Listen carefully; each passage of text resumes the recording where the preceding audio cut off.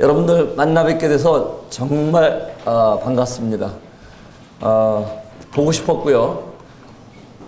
전 정말 청년들을 좋아합니다. 왜냐면은 청년들은 그 희망이 있어요. 희망이. 먼저 제 인사를 드리겠습니다. 저는 최근민 형제입니다. 2001년에 네팔에 선교사로 나가서 지금까지 주님을 네팔에서 섬기고 있습니다. 우리 비전팀으로 네팔에 다녀간 친구들은 저를 잘 아리라 생각합니다. 모두 반갑고요. 청년들은 참 좋은 시기입니다. 나이가 젊어서만이 아니라 아까 말씀드린 대로 무엇을 담느냐에 따라서 그 그릇에, 여러분 마음의 그릇에, 여러분들 생각의 그릇에 무엇을 담느냐에 따라서 그런 사람이 될 수 있기 때문입니다.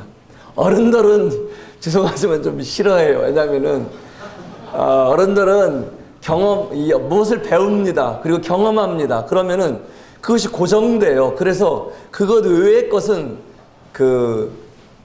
조금 어려워합니다. 저도 이제 50대예요. 호주에서 1년 동안 안식년을 마치고 지난 7월 16일 날 돌아왔습니다. 전 나름대로 이제 오픈된 마인드를 갖고 있다고 생각했는데, 호주에서 지혜로에서 가장 먼저 이제 받은 충격이, 이제 제 영어 이름이 조셉이었어요. 근데 20대 청년들이 헤이 조셉 그러는 거예요. 그래서 야 임마 맘먹어라. 너 헤이? 이것들이 그냥. 그런데 이제 어느 시간이 흐르니까 좋아져요. 그래서 격이 없고. 그래서 처음에는 제가 가면 벌떡벌떡 일어나는 친구들이 이제 이렇게 해서 헤이 조셉 웰컴 그래요. 까불고 있네. 호주에서는 봐줄게. 한국 가면 어림도 없지. 어쨌든 젊었을 때는, 청년 때는 정말 소중한 시기입니다. 그런데 너무 안타까운 것은 이 청년의 시기에 정말 소중한 것들을 골라서 담아도 시간이 모질란데, 여러분들 이놈은 경쟁, 이 경쟁 때문에 너무나 여러분들 마음과 생각이 온통 빼앗기고 있다는 거예요. 어쩌면은 태어날 때부터 경쟁의 시대에 태어나서 여러분들이 원튼 원치 않든 엄마들은 부지런히 발품을 팔아서 지금 이제 좋은 유치원에 보내야 되고요, 좋은 초중고에 보내야 되고, 좋은 대학에 보내야 되고, 군대도 그렇죠. 남자들 군대 가는 것도 경쟁이에요. 요즘은 군대를 끌려가는 게 아니고 군대를 가려면은 재수를 해야 돼요. 1년 이상 기다려야 되죠. 취직 어떻습니까? 얘기 끊으지도 마세요. 맞아요. 그렇게 힘들고, 또 취직하면 다 끝난 줄 알았는데 내 짝은 어디에 있는지 도무지 보이질 않아요. 주변 사람들 한 명 한 명 가면은 이제 초조하고, 나는 언제 예식장에 가잖아요. 예식장에 가서 막 너무 좋아서 박수를 쳐요. 한편으로는 치다 말고 자기 생각이 나죠. 좋겠다. 나는 언제 가지? 그 씁쓸한 그 마음들, 그 시기가 바로 청년의 시기입니다. 이 청년의 시기에 여러분들에게 오늘부터 동역이라는 소재로 말씀을 드리고자 합니다. 우리가 구원을 다 받은 분들이 여기 남아 있습니다.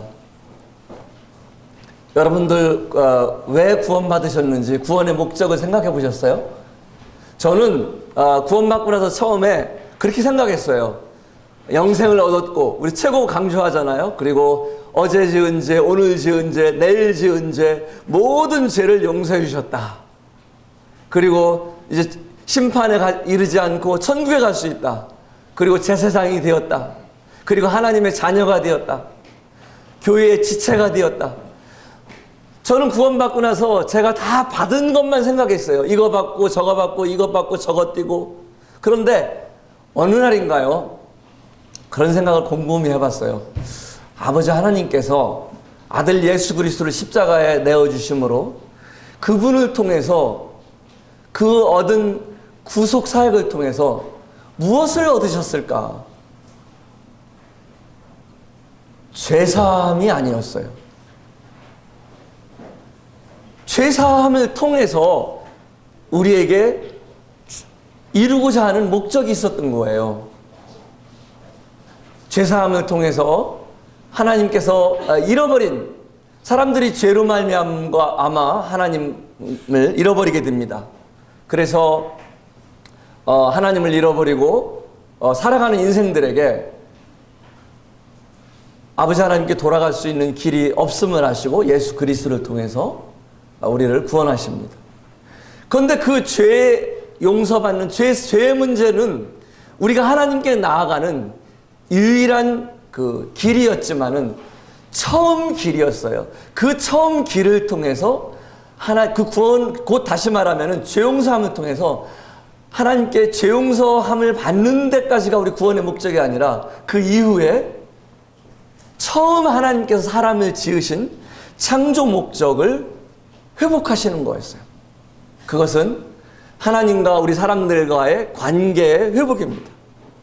또 하나의 이유가 있었는데 그것은 역할의 회복이었어요. 저는 지금까지 저는 한동안 제가 하나님께 받은 영원한 속죄, 영생, 그리고 뭐 하나님의 자녀 이런 받은 것만 생각했는데 아버지 하나님 입장에서 얻은 것이 무엇일까? 한 번은 하나님 입장에서 얻은 것들을 생각해 봤어요. 아, 그렇구나. 아들을 통해서 무엇을 얻으셨는가? 그것은 하나님과의 관계의 회복입니다. 우리 구원의 목적은 그동안 우리는 죄로 말미암아 우리 마음대로 우리가 왕이 되어서 우리가 살던 자들입니다. 그러나 구원받은 이후에 우리는 하나님과의 관계가 회복되었습니다. 그 하나님을 아버지라 부르고요. 그 하나님을 주인으로 섬기면서 살아가는 자들입니다. 그 하나님을 예배하고 그 하나님을 찬양하고 그 하나님을 의지하고 뿐만 아니라 우리의 사람을 지으신 역할이 회복됐다는 것입니다. 하나님께서는 모든 사람들을 통해서 모든 짐승들과 생명체들을 이름을 짓고 다스리기를 원하셨어요. 에베소서 2장 10절에서도 이렇게 하나님께서 말씀하셨습니다. 우리는 그가 만드신 바라 그리스도 예수 안에서 선한 일을 위하여 지으심을 받은 자니 이 일은 하나님이 전에 예비하사 우리로 그 가운데 행하게 하려 함이라. 우리가 구원받은 이후에 여러분들 하나님과의 관계가 회복되었습니까? 그 관계 안에서 살고 있습니까? 구원은 절대 끝이 아닙니다. 조금 전에 이제 구도자들이 나갔습니다.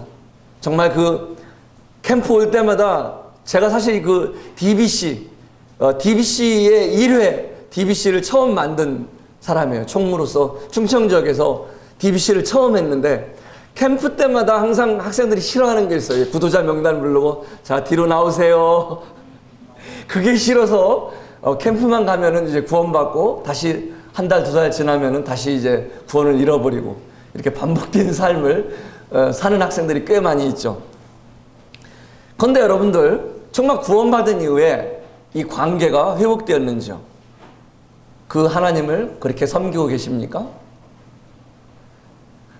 그리고 여러분들 그 하나님께서 여러분들 구원하신 하나님께서 아들을 통해서 구원하신 하나님께서 여러분들을 통해 하시고자 하시는 그 선한 일들 그 일들을 지금 하고 계십니까? 고린도전서 3장 9절에서는 우리는 하나님의 동역자들이요 너희는 하나님의 밭이요 하나님의 집이니라 라고 말하고 계십니다. 동역자란 그 성경 원어에 보면은 쉰 에르고스라고 합니다. 이 쉰은 함께란 뜻입니다. 에르고스는 힘을 내다예요. 그래서 빌립보서 4장 3절에 있는 대로 함께 일하는 자란 뜻입니다. 자, 여러분들 유인물을 나눠드렸는데 150분은 약간 노란색, 약간 그 베이지색 나는 거고요. 나머지 50분은 여기서 추가로 복사했어요. 그래서 하얀색입니다. 그 50부 일반 하얀 용지를 가진 분은 거기에 가로넣기가 없어요. 그래서 마음 편하게 들으면 됩니다. 근데 나머지 150불을 가진 분들은 가로넣기가 있습니다. 그래서 이 강의를 잘 들으면서 가로넣기를 해야만 돼요. 그래서 그냥 여러분 노트를 돕기 위해서 유인물을 갖고 왔지만은 그냥 누워서 떡 먹기는 아닙니다. 잘 들으면서 틈틈이 가로넣기를 해야만 됩니다. 이 쉰 에르고스, 함께 일하는 자다. 그래서 저희가 이번 주제를 저는 기도하면서 왜 위대한 동역이라고 했는지 아세요? 우리 같은 사람이, 나 같은 사람이 하나님과 동역할 수 있다는 거. 어떻게 생각하세요? 정말 대단하지 않아요? 이거 정말 위대한 일이에요. 있을 수 없는 일이에요. 아니 뭐 제가 노예로서 아니면 종으로서 한다면 몰라도 그 높으신 그 크신 하나님과 저 같은 사람이 우리 같은 사람이 동역할 수 있다는 거는 이거는 너무 정말 송구스러운 일이에요. 너무 염치없는 일이고요. 그래서 그런데 하나님께서는 우리 같은 사람을 쓰시길 원해요. 그래서 우리가 하나님과 동역한다는 것은 이것은 위대한 동역이에요.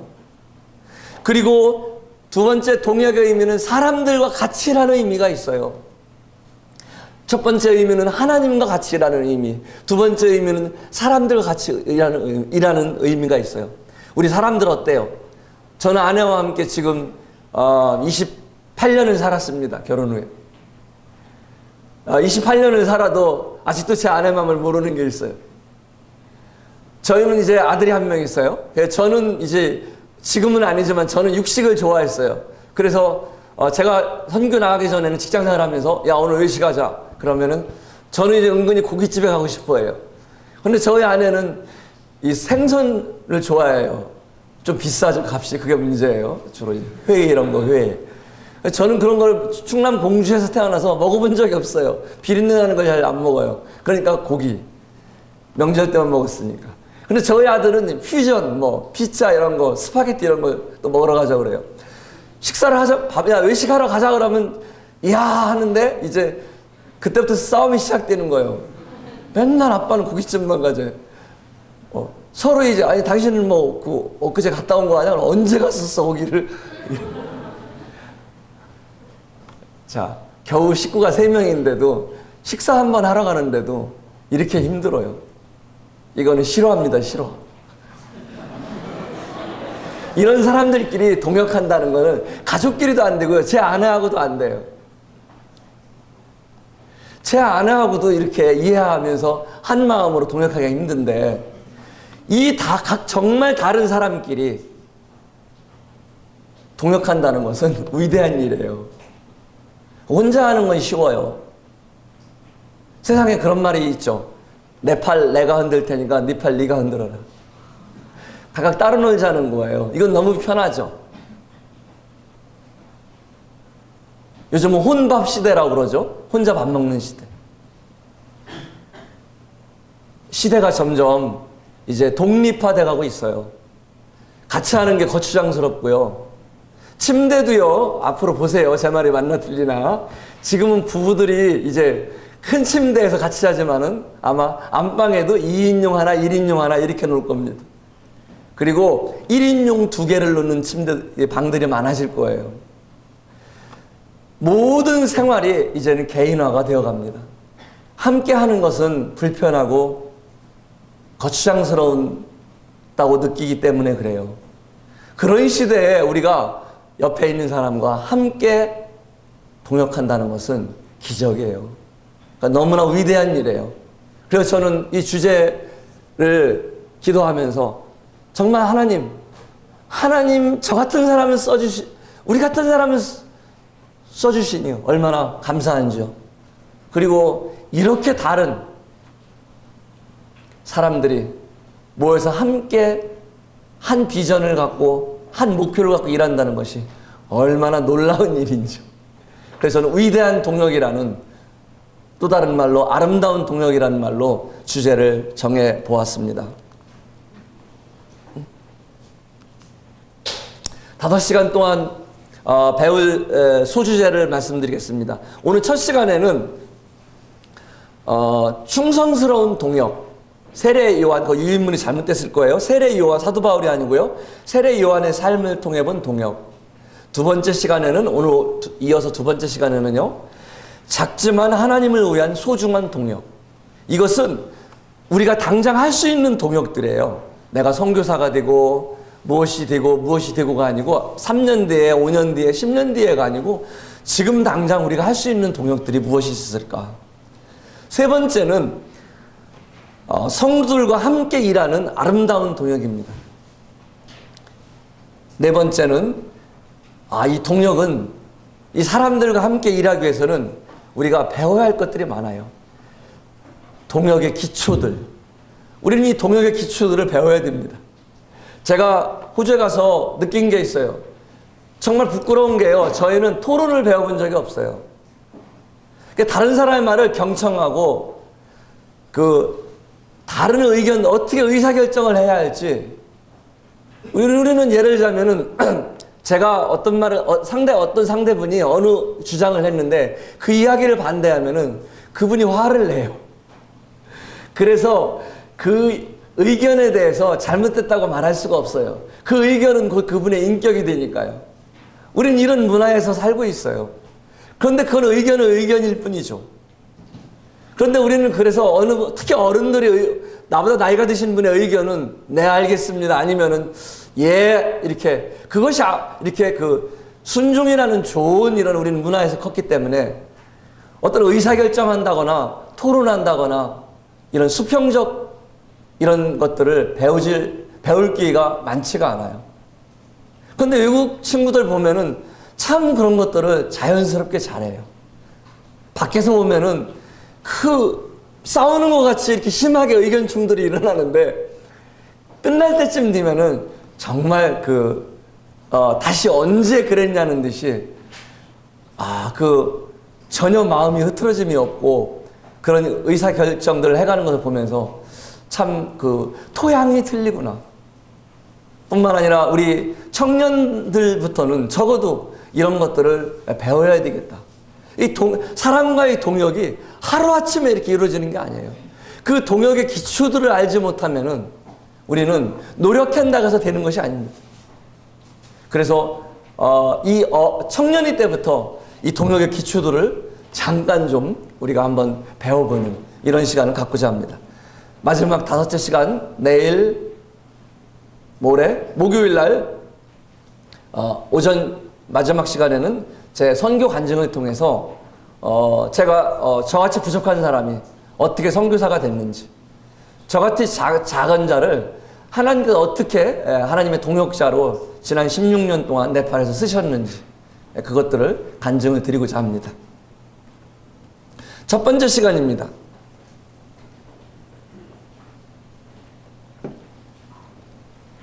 세례 요한. 이 세례 요한은 제가 충성스러운 동역자라는 제목을 붙여봤어요. 이 세례 요한의 삶을 살펴보면은 첫 번째로는 그 신랑의 친구로서의 삶을 살았습니다.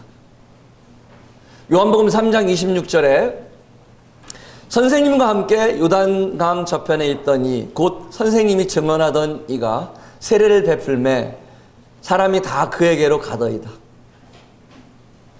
어떤 상황이냐면요. 예수님이 오시기 전에 세례 요한이 침례를 베풀었습니다. 세례를 베풀었습니다. 그랬더니 많은 사람들이 세례 요한에 왔었는데 이제는 예수님이 오시니까 여기 오던 사람들이 다 뭡니까? 예수님한테 가는 거예요. 여러분들 생각해 보세요. 그런 상황이 벌어진다면 어떻겠어요? 내가 막 무엇을 하고 있는데 그동안 여기에 북적북적 하던 사람들이 어느 순간에 다른 쪽으로 다 가려는 거예요. 그리고 여기가 텅 비는 거예요. 그럴 때 어떻게 했어요? 우리 청년들은 기분이 좋겠어요? 속상하겠죠? 네. 겉으로는 뭐 괜찮아요 그러지만 속으로는 열받겠죠. 세례 요한은 그렇게 고백했어요. 자신을. 나는 친구다. 친구로서 나는 기뻐한다. 그는 흥하여야 되겠고 나는 쇠하여야 되리라. 주님으로 인해서 기뻐하는 삶을 세례 요한은 실천했습니다. 누가 주인공인가? 우리가 살아가면서요, 우리 자신을 한번 살펴볼까요? 우리 삶의 주인공이 누굽니까? 우리는 때로는 저 자신이라고 생각합니다. 여러분들, 주인공을 분명히 알아야 돼요. 예식장에 갔는데요, 예식장 많이 가잖아요, 이제요. 아직 많이 간 건 아니고, 여기 이제 조금 나이 되신 분들은 예식장에 가기 시작하잖아요, 그죠? 가보면 친구들이 막 가죠. 그런데 신부보다도 친구가 더 화사하게 입고, 친구가 더 예쁘고, 더 막 이 주목받고, 그 신부의 손님들이 가서 다 환영해줘야 하는데, 친구들한테 막 그 하객들이 가면 어떻게 되겠어요? 신부가 드레스 벗고 싶을 거예요. 야, 네가 입어 차라리. 나 다음에 갈게. 우리도요, 우리가 살고 있지만 이 땅을, 우리의 삶을 통해서 정말 여러분 예수님을 주님으로 섬기고 있습니까? 나의 삶으로 인해서 주님으로 인해서 나의 삶 가운데 여러분 기뻐할 수 있어요? 내가 이렇게 어렵고 힘들지만은 그래도 주님께서 영광 받으시겠지 하면서 기뻐하는 삶을 경험해 보셨습니까? 세례 요한은 주님을 친구라고 표현했습니다. 사실 동역에 가장 무서운 적이 있는데 경쟁의식과 열등의식입니다. 오늘날 사회가 여러분들에게 경쟁의식을 심어줬어요. 지금 어느 정도냐면요, 모임에서도요, 여러분 이거는 청년들 이야기가 아니에요. 어른들 이야기예요. 어른 형제자매님들이 개인 사업 하시는 분들이 모임에 있어요. 개인 사업 하시는 분들이 굉장히 어려워요. 지금 각 모임들에서 일부를 제외하고는. 근데 그분들이 생각할 때 또 이제 어떤 공직에 있는 형제자매님들이 있어요. 그러면은 공직에 있는 형제자매님들이 강단에 가서 이렇게 막 말씀을 전하면은 개인 사업 정말 힘들게 사는 개인 사업 하시는 형제님들은 이 마음이 풀이 죽으셔서 한숨을 쉬셔요. 저 형제님은 우리 가정의 삶을 알까? 우리 가정의 삶을 살아봤을까? 이렇게 생각을 하는 거예요. 이 정도로 교회 내에서도 빈익빈 부익부차가 나고 있는 시대에 살고 있어요. 사회 얘기가 아니에요. 우리 모임 내에서도. 우리가 한 형제요, 한 자매요, 매 주일날마다 안녕하세요 자매님, 형제님 인사하면서도 정말 뒤돌아서면은 이런 마음을 끓이는 이런 시대에 살고 있습니다.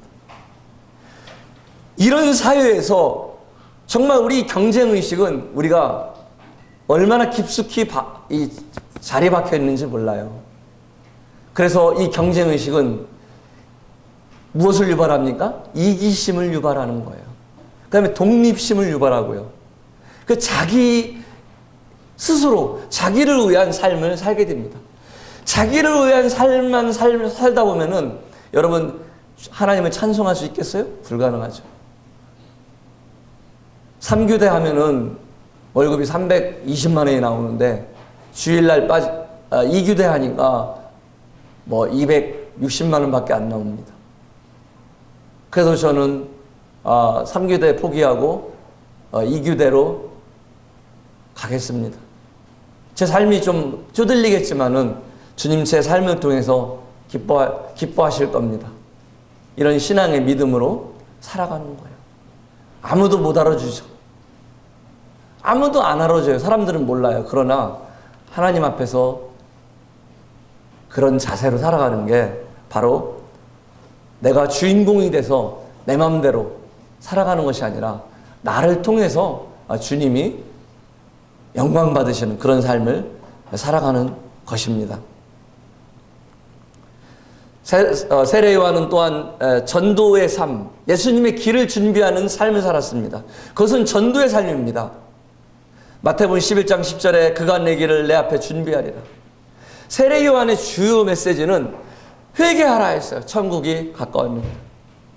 그리고 예수님 오셨을 때 보라 세상 죄를 지고 가는 하나님의 어린 양이로다. 예수님을 지목했어요. 마태복음 24장 14절에는 이 천국 복음이 모든 민족에게 증언되기 위하여 온 세상에 전파되리니 그때야 끝이 오리라. 요한복음 14장 6절에서 내가 곧 길이요 진리요 생명이니 나로 말미암지 않고는 아버지께 올 자가 없느니라. 우리도 동일하게 세례 요한과 같이 길을 전하는 사람들입니다. 그것은 주님의 재림을 준비하는 삶이고요. 그것은 우리가 복음을 전하는 전도의 삶입니다. 우리가 전도하면은요, 어떻게 우리가 전도의 삶을 살 수 있을까요? 많은 사람들이 그래요. 아, 요즘요? 전도해도 안 들어요. 맞아요.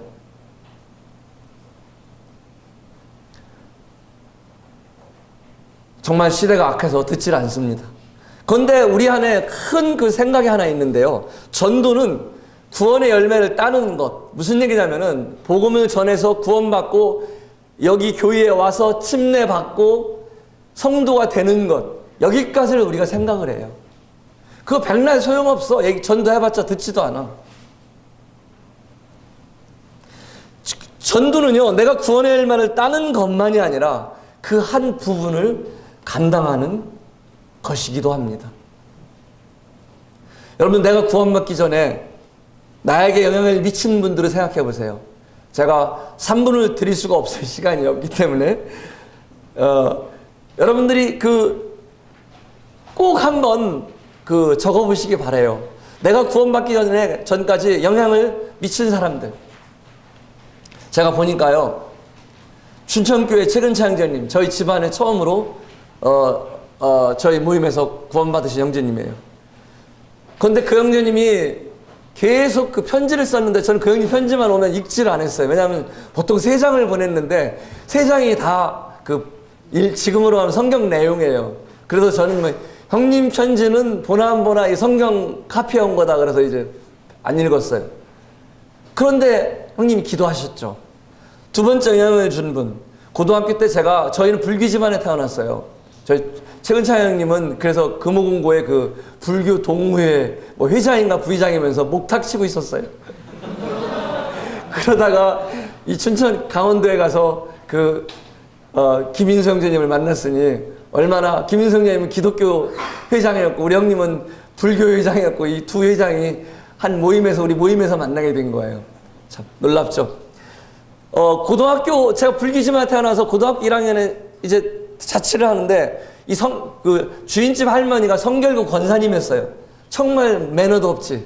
갑자기 문을 확 열더니요, 이놈도 다 나와! 그래요. 그래서 끌려간 게 성결교회예요. 거기에 가서 제가 성가대까지 했습니다. 죽는 줄 알았어요. 어쨌든 불교 집안에 태어나서 거기까지 교회를 처음으로 간 거는 그 권사 할머니예요. 막무가내, 제가 그래요. 막무가내. 할머니 이름도 몰라요. 막무가내 권사 할머니. 그리고 또 영향을 미친 거. 제가 대학교 들어가면서 CCC에서 CC 생활을 했어요. 그래서 저를 CCC에서 인도해준 그 순장님들, 거기서 세례도 받았고요. 그래서 이제 정말 또 사역일을 통해서 복음도 들었습니다.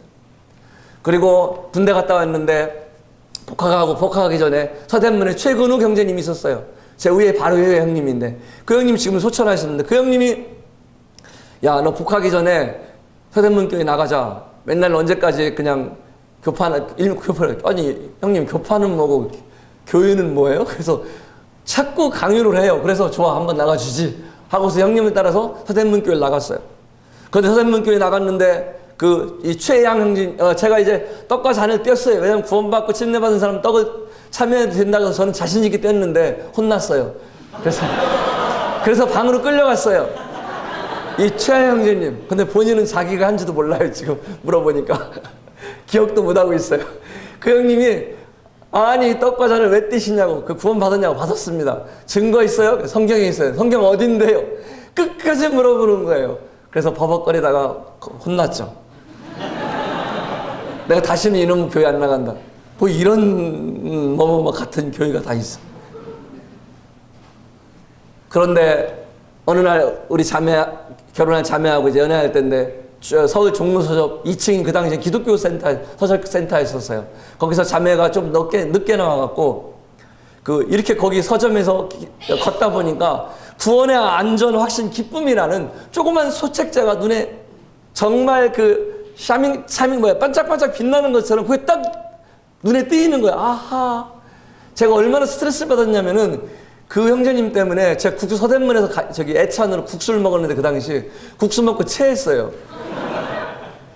그래서 형님이 갔다 와서 물어보는 거예요. 그래서 형님 올 때쯤에 전 이불을 뒤집었었죠. 그랬더니 야 오늘 어땠냐 그래. 형님 다시는 안 나가 내가. 무슨 그런 교육에 다 있어. 그런데 이 종무서적에서 그 책자를 보고서요. 내가 저걸 보면은 이 망신, 정말 개망신을 당했는데 이 망신 당한 거를 뭔가 복구할 수 있겠다. 읽어보니까요. 제가 인방과 문설주에 피를 바르고 확신이 없는 부류였어요. 저는 이제 복음을 알고 있었는데 그 확신이 없었던 부류였던 거예요. 너무 기쁘고 너무 화가 나는 거예요. 그게 평일날인데요. 서대문교회 전화했어요. 그 당시에 최병희 형제님이 총각 때 관사에 계셨었어요. 그래서 거기 제가 이거 이렇게 발견했는데 이게 구원입니까? 그랬더니 네 맞아요 그러는 거예요. 거기 계세요. 제가 찾아가겠습니다. 평일날 제가 찾아가서 따지듯 확인했어요. 그리고 30년 동안, 그게 30년 전 일이에요. 30년 동안 한 번도 우리 주님을 제 구원에 대해서 의심해 본 적이 없어요. 여러분, 이분들을 기억하세요. 제가 구원받기 전까지 이 권사 할머니, 이름도 모르지만은 이 권사 할머니가 오늘날 저를 만들었어요. 맨날 편지 써도 읽지도 않았어요. 그런데 이 형님의 기도가 오늘날 저를 읽게 했어요. 복학할 때 그냥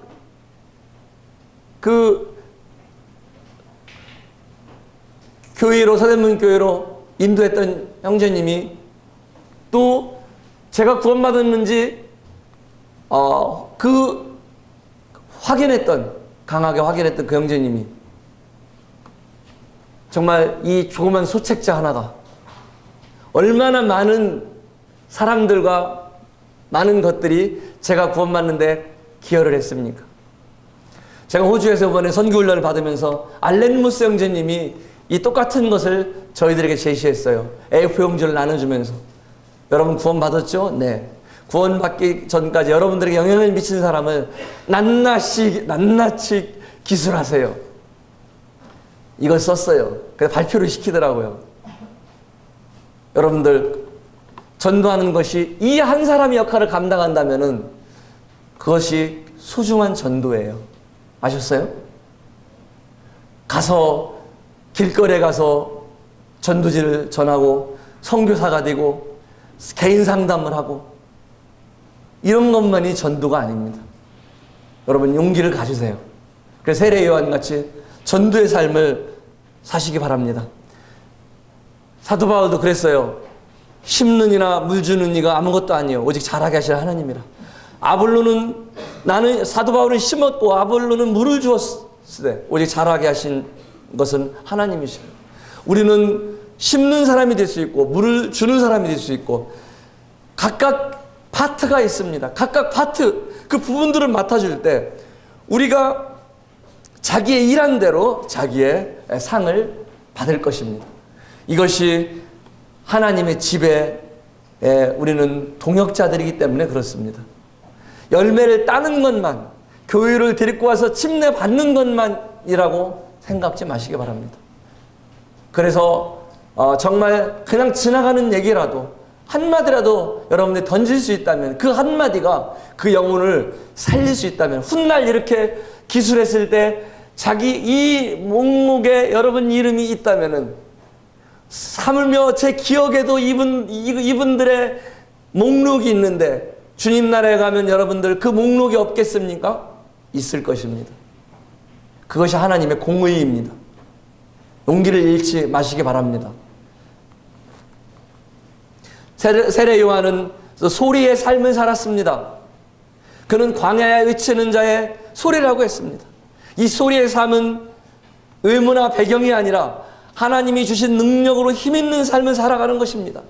이 소리는 분명한 가치관, 정체성, 비전을 갖고 사는 삶입니다. 겉으로 볼 때는 뭐 별거 아닌 거, 형제 자매님들 뭐 어떠세요? 여러분들 스펙을 얼마나 자랑할 수 있습니까?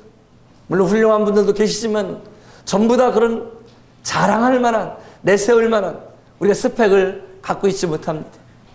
그렇다 할지라도 우리가 분명한 가치관을 갖고 있고 분명한 정체성을 갖고 있고 분명한 비전을 갖고 있다면 우리는 소리의 삶을 사는 사람들입니다. 모양이 아니라 소리인 것입니다. 오늘날은 너무나 모양에 치중합니다. 너무나 바깥 외형적인 것에 치중합니다. 저는 성형수술을 2번 했습니다. 깜짝 놀랐죠. 이뻐지는 수술, 멋있어지는 수술한 게 아니라 축구에다가 눈을 찢어먹어서 이 눈 주위를 찢어먹어서 네팔에서요. 그래서 성형수술을 했습니다. 제가 성형수술이 영어로 플라스틱 서전이라는 말을 전혀 몰랐어요. 이 이머전시 응급실에 누워있는데 딱 와서 플라스틱 서전을 불러줄까요? 일반 서전을 불러줄까요? 하는데 왜 하필이면 플라스틱이지? 내추럴로 하지. 근데 제가 얼떨결에 설마 그건 아니겠지. 플라스틱이 뭔가는 모르지만은 뭔가 발전된가 보다 했는데 선택을 잘했어요. 그게 이제 성형외과 플라스틱 서전. 플라스틱이 우리가 말하는 PVC만 있는 것이 아니라 이런 이 원래 모양으로 복구하다 이런 뜻도 있더라고요. 그래서 제가 영어의 문외한이 다행히 선택을 잘해서 성형수술을 했는데 이 눈 가장자리를 잘못 붙였어요. 네팔 기술이 워낙 떨어지니까. 한국에 갔더니 누가 이런 수술을 했냐고 그래서 네팔에서요 그랬더니 무료로 해주셨어요. 그래서 이제 제대로 붙었습니다. 여러분들 성형수술하는 거, 외모적인 것 이런 것만 관심 두지 마시고 쌍꺼풀 수술하는 거 물론 예뻐지는 것도 뭐 그것이 잘못됐다고 말할 수는 없지만은 더 소중한 것은 우리의 외형보다는 소리의 삶입니다. 마태복음 11장 7절 9절에서 이제 예수님은 무리들에게 이런 얘기를 하죠.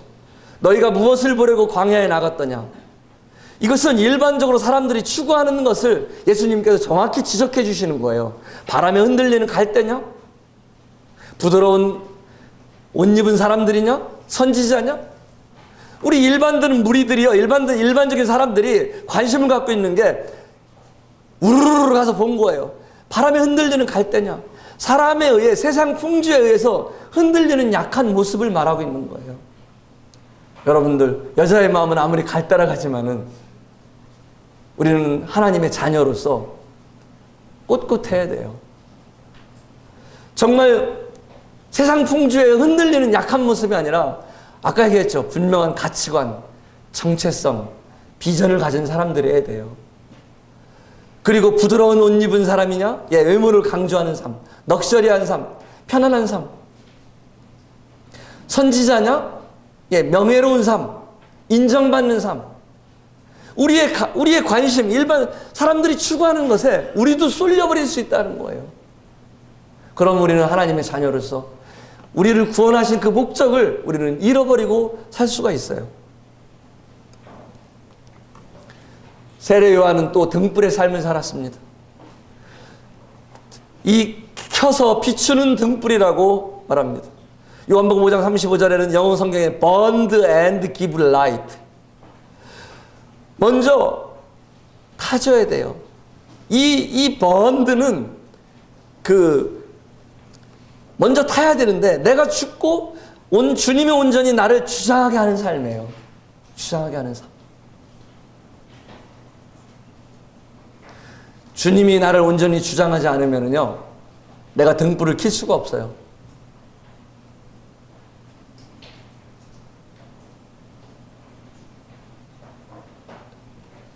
이 등불은 어두울수록 빛이 나고 이 빛은 길을 잃은 영혼들에게 등대와 같습니다. 제가 일본에 방문할 때였어요. 일본에 한 5분, 6분 형제님들하고 방문해서 다른 방문지로 이제 이동을 하고 있는데 중간에 가다 햄버거 집에 들렸어요. 아주 외딴 곳에 있는 휴게소였는데 주인집 아주머니가 한 분이었어요. 그래서 6명인가 7명인데 햄버거 7개를 시키니까 정말로 시간이 오래 걸리더라고요. 그 40분, 30분이 넘어갔어요. 그러니까 그런데도 저희는 뭐 계속 교제하면서 그냥 즐겁게 이렇게 있었어요. 그랬더니 그 주인 아주머니가 도대체 죄송하지만은 손님들은 무엇을 하시는 분들입니까? 이제까지 제가 이렇게 영업을 하면서 손님들 같이 환하고 즐거워하시는 저 말고 다 일본 사람들이니까 일본 분들을 처음 봤다고 그래요. 그러니까 그랬어요. 그 얘기 통역을 제가 들어서 바로 그랬어요. 우리는 크리스찬입니다. 그러십니까? 저도 사실은 주일학교를 나갔었는데 집에서 반대를 해서 못 나갔어요. 너무 정말 여러분들 그 모습이 정말 귀해 보입니다. 제가 잃어버렸던 그게 확 생각이 난다고 그래요. 그래서 제가 장로님한테 그래서 형님 이 근처 모임 어디예요? 빨리 주소 적어주세요. 주소 적어주고요. 그분을 소개해줬어요. 그분이 교회 나갔고요. 지금도 교회 열심히 나가고 있어요. 우리 모임에. 제가 일본에 갔을 때 형님들이 뭐라고 그런지 아세요? 우리 일본 사람들은 복음 안 듣습니다. 길거리에서 전도하면은 불법입니다. 방문하려면 예약하고 가야 됩니다. 고발당합니다. 그냥 가면은. 그리고 구원받아서 침례받을 때까지 3 내지 5년이 걸립니다. 한국 사람들은 너무 정말 감정적으로 이렇게 빨리 구원받으시는 것 같아요. 근데 제가 그랬어요. 다 그럴까요? 우리 간증이 중요한 거예요. 이만큼. 복음은 한마디도 안 전했어요. 그냥 즐겁게 약간 불편한 것 감내하면서 거기에 포커스 안 맞추고 그 6, 7명이 교제했어요. 너무 즐겁게 우리가 모습 보고서 한 영혼이 오늘 되찾았어요. 일본에 가서 복음 집회도 안 했는데 이동하는 중에 한 영혼을 살렸습니다. 아멘? 우리는 그렇게 할 수 있어요. 이 세례 요한 저 멀리 있는 저 가물가물한 영웅 같은 그런 것이 아니라 정말 우리도 할 수 있는 것들을 저는 지금 집중적으로 말씀을 드리고 있습니다. 세례 요한은 또 겸손한 삶을 살았습니다. 그는 고백했습니다. 나는 우리 주님의 신발끈 풀기도 감당치 못할 사람입니다.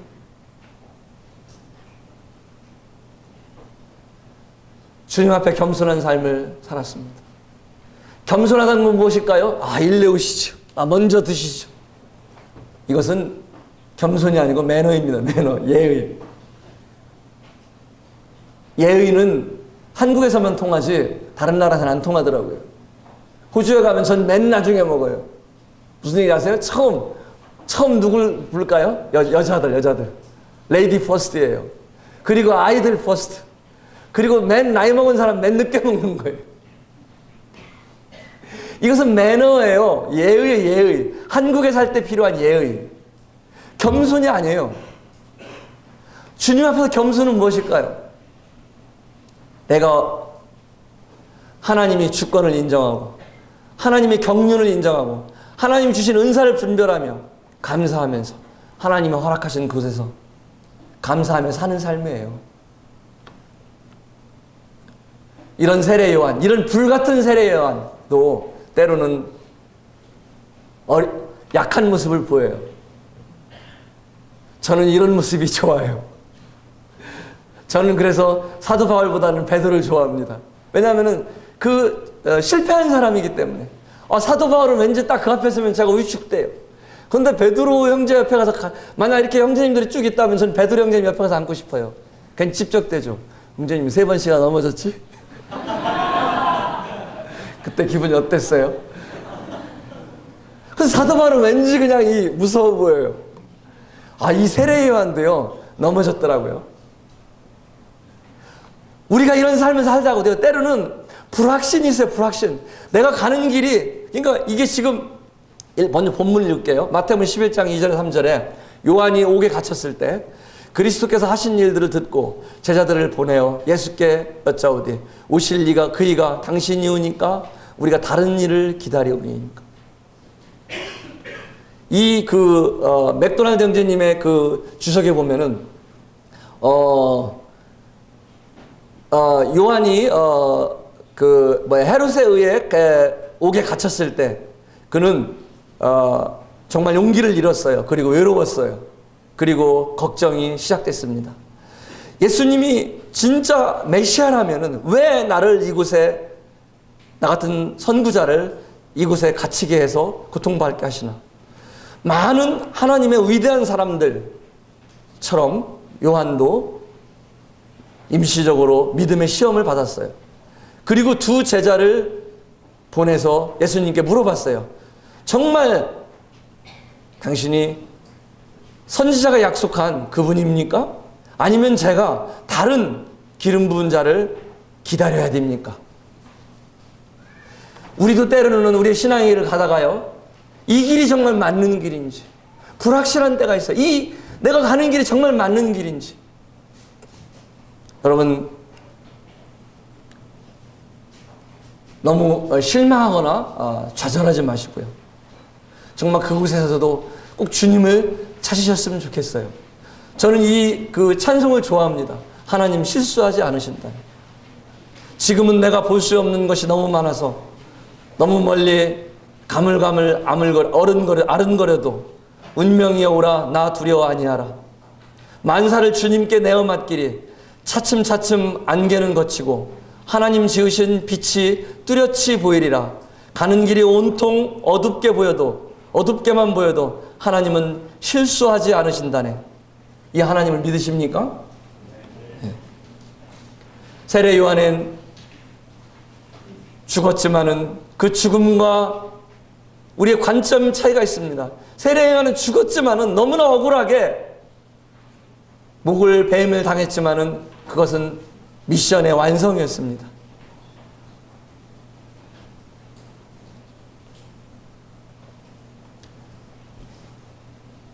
어느 형제 이야기를 말씀드리고 마치고자 합니다. 어느 형제가 있었습니다.